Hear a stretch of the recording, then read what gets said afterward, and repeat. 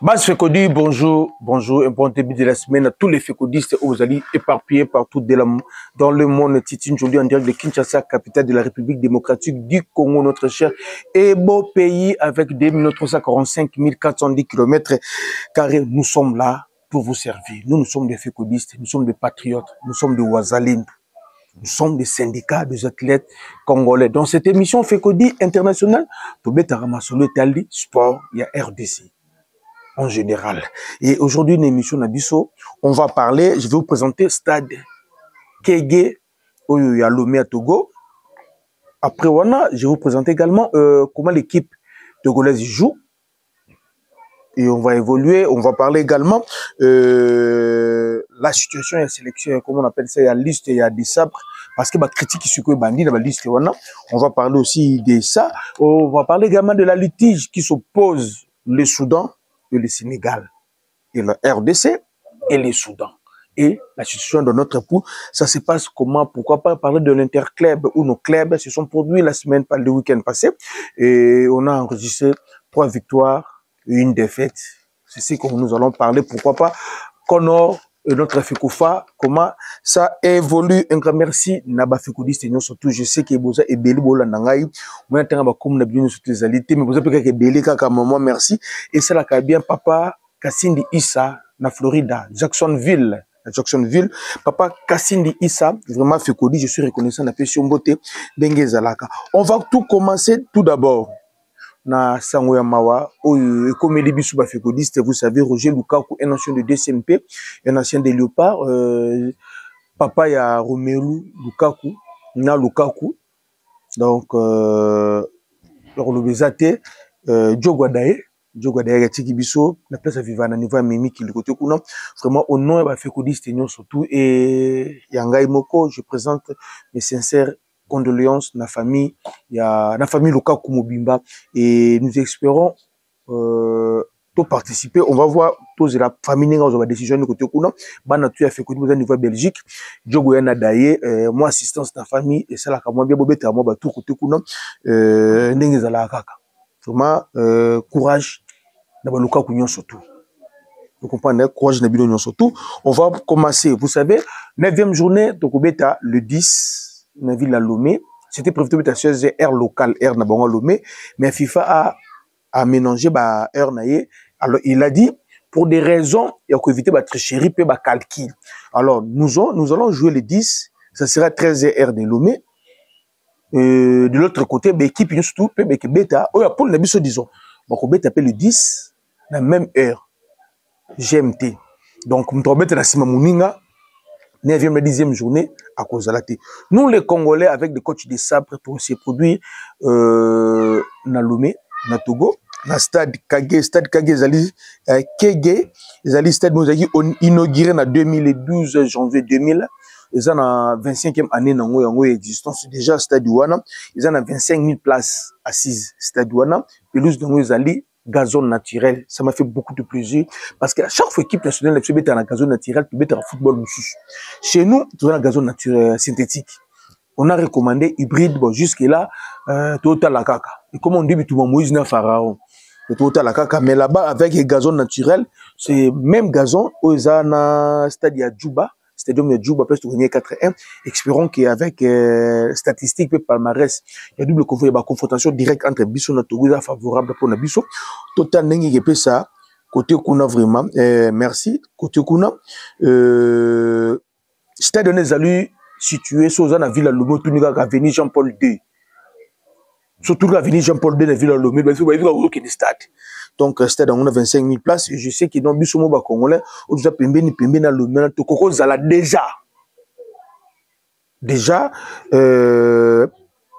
bon je parle pas dit mais oyo déjà bazana processus au somba billet. On a déjà enregistré 1000 Congolais. En fait, 1000 Congolais. Oyo somba billet. Et parmi les 1000 là, il y a bandeko mususu ba kotika na ambiance à Congo parce que il y a animation qu'il y a. Chaque fois que l'équipe nationale a voyager, dès qu'on va voyager là animateur, on a commencé à créer des ambiances dans le stade et comment on s'appelle ça batou, va participer à mona, Mundelindundu, Godzilla, excusez-moi Godzilla Kufa, Lumumba, Papa Evologo, Papa Thomas, Bamona Balola, Opan. Donc, bateau sur la bonne Togo, ils ont dit que non, Bakoza déjà na capacité, il y a 1000 billets. Et je pense, avec les gens qui vont venir de Kinshasa, je sais qu'ils sont alors orphelins. J'ai regardé la dernière match Togo sur place, c'était un Tondara Nangote. Alors, si nous arrivons au coma, 1500, 2000 pour soutenir l'équipe nationale, Nabiso, Kuna na Lomé, et qu'ils allaient vraiment bien côté Kuna, après que pour le Nabango, on a des Makemekenda qui va changer qui l'entraîneur. Ce n'est pas l'entraîneur, les blancs qu'on avait vu ici sur Kinshasa, c'était pas ça, c'était, comme l'entraîneur à Sikamo, Namboka, comme on a Zali, Daré Nibombe, Daré Nimbombe, c'est le nouveau entraîneur. Il y a sélection, il y a Togo, c'est un ancien international togolais, également, à BTP, match, équipe nationale Nabango, Bapesi, il est confiant, accompagné équipe Nabango, c'est un ancien défenseur, son point fort lorsqu'ils étaient défenseurs, avec ma casse de marquage personnel, puis marquage street. Yango wana, ce côté l'équipe à Togo, François Kobeta Lelo, ils sont forts dans le marquage individuel. Babetaka, bloc bas. Puis Bimaka, dans la contre-attaque. Bazana ba elina bango baza très rapide ne bisi bino mbolo ko mbango moto mbango na yaka na nani mais babeta ka bloc bas. Alors pour le remettre l'équipe à Bongo, nous devons avoir des techniciens capables de provoquer, capables de conserver des ballons, capables de créer des fautes na périmètre ya carré na bango. Raison pour laquelle dans l'émission précédente, il faut à tout prix tout travailler ba coup de pied arrêté. Nous, on avait du mal auparavant avec des sabres lorsque l'adversaire se met à bloc bas. Avec le système de GA et des sabres, on avait du mal. Il y a Robimi Sabango. Donc, on pense à bloc défensif Tabango parce qu'il y avait Piquel Moutoussami. Et on mettait Edo Kaimbe sur le petit bongo. Il n'y avait pas vraiment un technicien. Et de l'autre côté, on mettait Meshak Elia qui n'était pas percutant. Et de l'autre côté, de temps en temps, il y avait Théo Bongona qui faisait léger, mais qui était seul. Mais cette fois-ci, avec tout ce que nous possédons comme des qualités à joueurs, je pense ceux qui touchaient qualité offensive, il y a Moukao, avec tout ce qu'il a, il est en train de produire. Nous tous, on est en train de voir, dans la Ligue Europe, dans la Coupe à France, ce que Moukao est en train de faire, ceux qui se maîtrisaient, vraiment maîtriser en haut, dans le compte match de Togo, également, qualité, il y a non seulement qu'on récupérer, mais qu'on relancer l'équipe. Il y a le petit Sadik également. Ça peut nous aider à compliquer, à contourner bloc Banabangwana. Il ne faut pas oublier aussi, nous devons être capables de nous défendre premièrement. Parce que bon, mon équipe Bango na Kinshasa, ba obeta bongo. Bazo banda na sima pa na bango, bazo récupérer ballon pa na bango. Première passe, deuxième passe, ba tiemba mono mpanzi mbangu et bandi. Mbango et Bandi. Donc, pour remettre l'équipe à Bongo, on doit avoir des techniciens. Des gens qui seront capables de conserver le ballon. Des gens qui seront capables de créer ma faute. Des gens qui seront capables de provoquer Bango. C'est maintenant l'entraîneur de voir comment remettre une équipe. Voilà. Le match contre Togo, c'est un match très crucial pour nous parce que nous jouons notre avenir dans la compétition à venir aux Coupe du Monde. Si nous gagnons Togo, nous restons toujours en vie. Alors, nous sommes obligés et impérativement obligés de gagner Togo. Togo déjà dans la poule, il faut après 8 journées, Togo a 7 points. Azan a victoire contre le Soudan. Azan a 4 matchs nuls ou à Sali. Azan a 3 défaites. Go le virage naé et Zali dans moins 4. Donc Togo avec 7 points, même s'il gagne les 2 derniers matchs restants, comme on a 13 points, donc à aucun d'eux, nulle part. Mais l'enjeu c'est quoi? L'enjeu est que comment on appelle ça? L'enjeu est que les Togolais, ils ont besoin de monter l'équipe de Bango Yassika. Ils ont améliorer la position de le calendrier. Ils ont la journée FIFA, ils ont le calendrier dans le classement FIFA. Et ils sont obligés quand même. Ils ont quand même un rendez-vous avec l'histoire. Parce qu'il y a beaucoup de jeunes joueurs qui peuvent dire que non, nous, on a joué, tout la mondialité, mais tout se comportera quand même bien. Donc, ça ne sera pas un match facile. Tout va dépendre de nous. Oh, tout ça a besoin de victoire. Bon, on a besoin de victoire. Bon, on a besoin de corriger la faille, pour améliorer le système de jeu. Donc, on va contribuer sur le bloc bas, battre la résistance défensivement pendant 90 minutes. Et tel est le baroté. Donc, alors, nous sommes obligés de gagner. faut bien surtout que nous bango. C'est nous, à nous de faire léger. C'est ce que ça va donner. Il ne faut pas oublier, leur entraîneur, c'est un ancien défenseur. Azam marquage, c'est un marquage individuel. Donc, dans le match, on va s'attendre à qu'il y aura des espaces. Il y aura des espaces. Deuxième match, Nzoto, vie, position, il y a Togo. On va parler maintenant de la justice. J'ai toujours dit, chez nous au Congo, depuis Papa Kourarampo va Koufa, Fekoufa et comment Fekoufa un fouet. Dans les premières heures, il y a faiblesse au Constant Mari, mais il va Fekoli, de décrire Kamou. On avait remarqué, Constant Mari favorisait le club. Azena ba club chéri naïe. Et Constant Mari, Azena une tendance politique. On avait vu Constant Mari impuissant devant Herrera TP Mazembe. Et le gérant est DSMP. Et aujourd'hui, notre fédération, Tozan a serré problème. Raison pour laquelle on fait qu'on fait un fouet. Pourquoi on fait qu'on fait un fouet? Parce que nous saluons ça la mamalongate. Je vous donne un exemple. Notre dossier avec le Soudan, nous attendons Ezonga, la procédure normale et Kini. Mais le Soudan a un dossier na Sénégal pour un joueur Hassan Diao. Soudan, c'est là qui réserve un match. Et après, à Kenaki, on dépose plainte au niveau FIFA. Dernière loi et Senga. Après, on a Sénégal est venu jouer chez nous. Tout le monde a joué en Bétarati. Donc, comment le dossier, Fédération sénégalaise de football, ça les communiqués officiels. C'est comme ça que fonctionne la fédération. C'est pas comme nous. Les Kamouboyo qui vont poser une question comme officiel les alahati. Alors, comme vous spéculez, tu vas perdre la raison. C'est parce que la FECOFA ne travaille pas, la FECOFA ne fonctionne pas. La fédération sénégalaise a ça les communiqués officiels. Dans le communiqué, il a dit les joueurs Hassan Diao étaient autorisés de jouer pour le Sénégal par la FIFA. Il a coupé court, il a murmure surtout. C'est comme ça que la fédération travaille. Mais de l'autre côté, la fédération soudanaise également, il n'y a pas ça lié à communiqué officiel.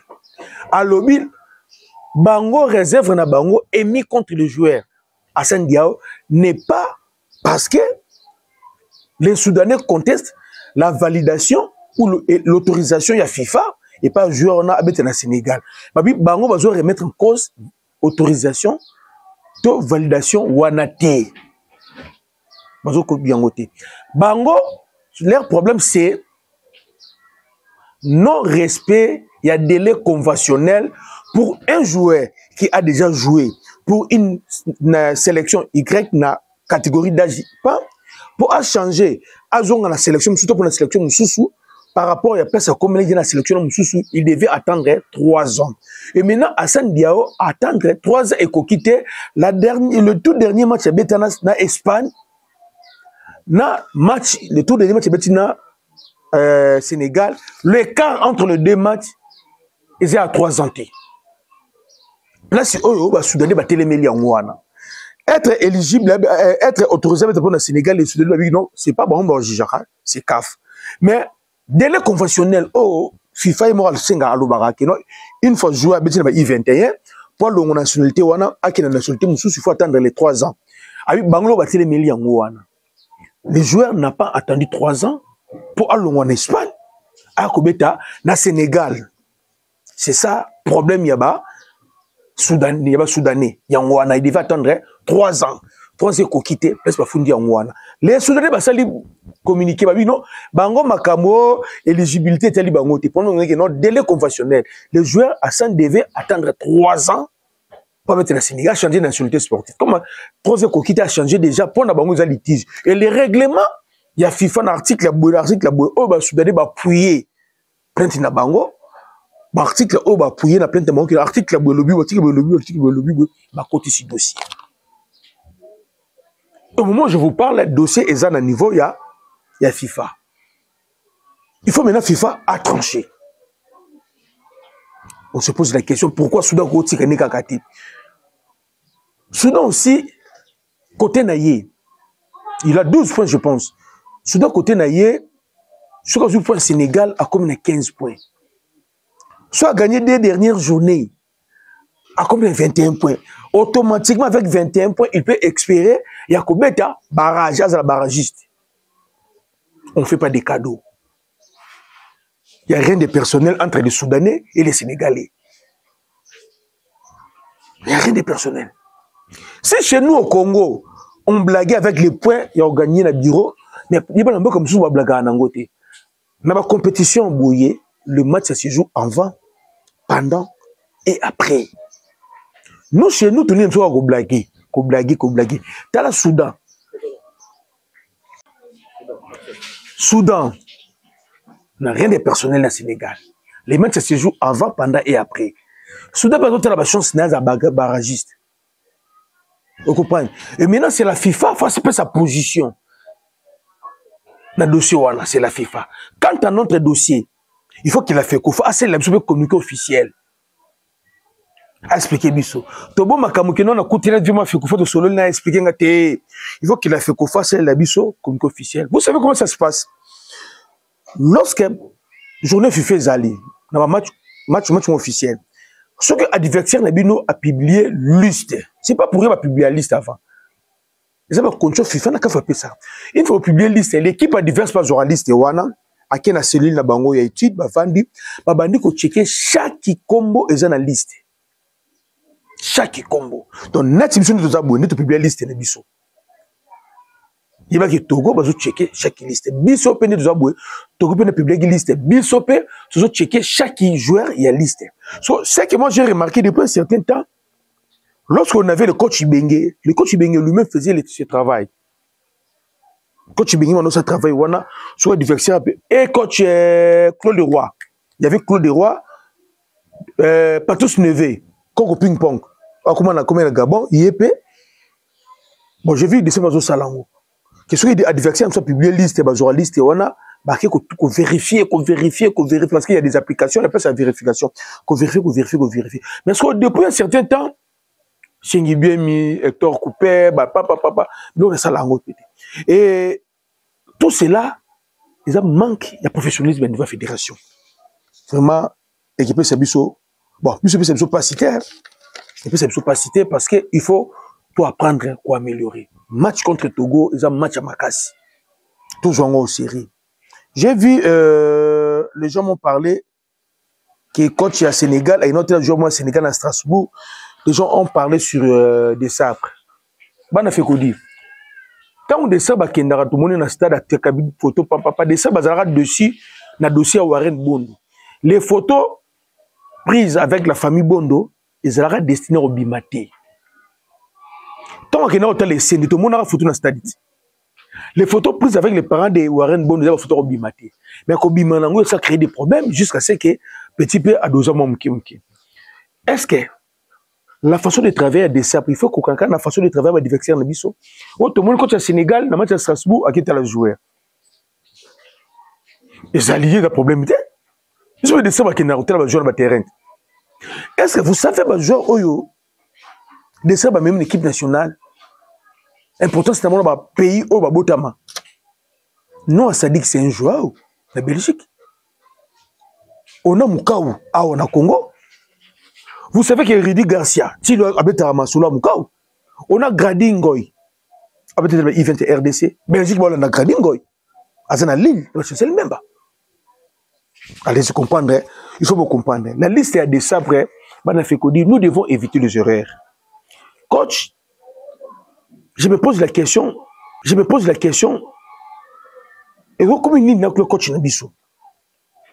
Moutoulo a dit que Batu Bintika a mérité qu'on soit posté. Tout une équipe de sélection pour l'instant parce que Azobetati.